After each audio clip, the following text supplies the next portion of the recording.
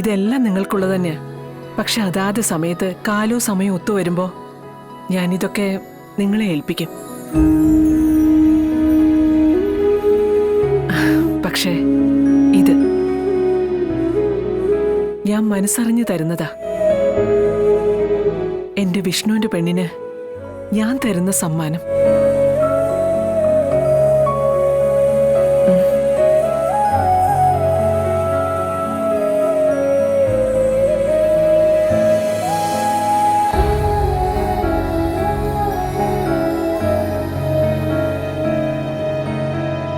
മോളെ ശ്യാമ ഇട്ട് കൊടുക്ക.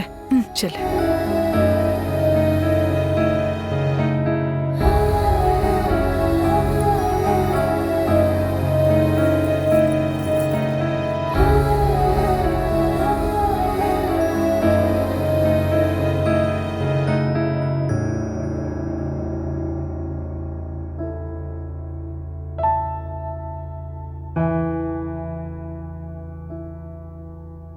ശാരദാമ്മേ, മാല ഇഷ്ടമായോ?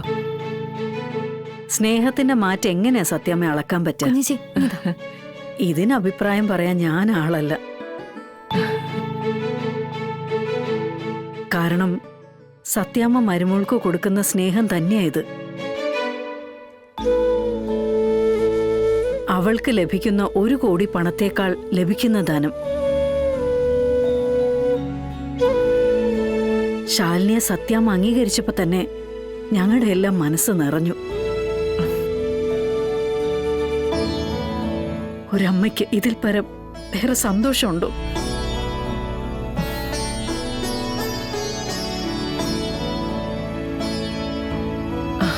പൊന്നി,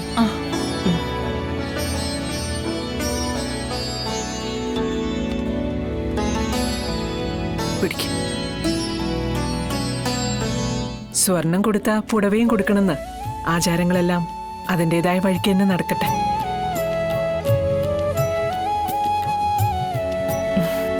മോളെ, ഇത് ഉടുത്തോണ്ട് വേണം ഇന്നത്തെ ചടങ്ങിന് നിൽക്കാൻ.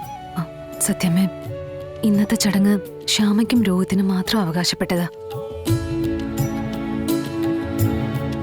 അതിന് ഞാൻ ഉടുത്തിരിക്കുന്ന ഈ സാരി തന്നെ പോരെ? അതൊന്നും പറ്റില്ല. നീ സത്യഭാമയുടെ മൂത്ത മരുമകളാ. എന്റെ വിഷ്ണുവിന്റെ പെണ്ണ്. എന്നെ കഴിഞ്ഞാൽ ഈ വീട് ഭരിക്കേണ്ടവൾ.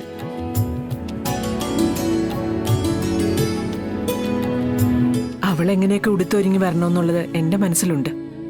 അതുപോലെ നടക്കും. അതുകൊണ്ട് മോള് ഈ പുടവ മോള് ഉടുക്കണം.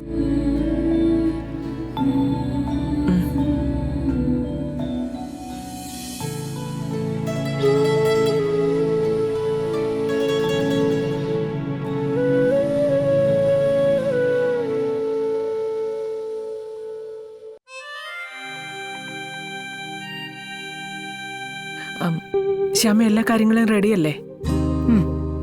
ഇനി നമുക്ക് ചടങ്ങ് നടത്താലോ? എല്ലാം ഒരുക്കിയിട്ടുണ്ട് സത്യമ്മേ. എന്നാലും ഞാനും കൂടി നോക്കട്ടെ. മോളെ, അപ്പോഴേക്കും മോള് ഡ്രസ്സ് മാറി നിൽക്ക്.